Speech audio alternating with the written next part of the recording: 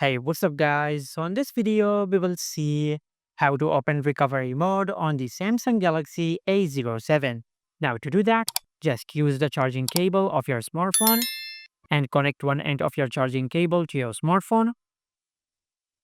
Then connect the other end of your charging cable to your PC or to your laptop. Now you don't have to do anything on your PC or on your laptop. Just connect your smartphone to your PC. After that, just press and hold the power button and the volume down button at the same time until the screen of your Samsung phone goes black.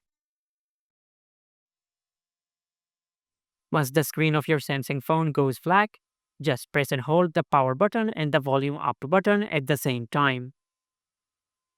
Once the Samsung logo appears on the screen, just release both of these buttons. And as you can see, we have successfully entered into recovery mode. And to navigate this screen, just press the volume down button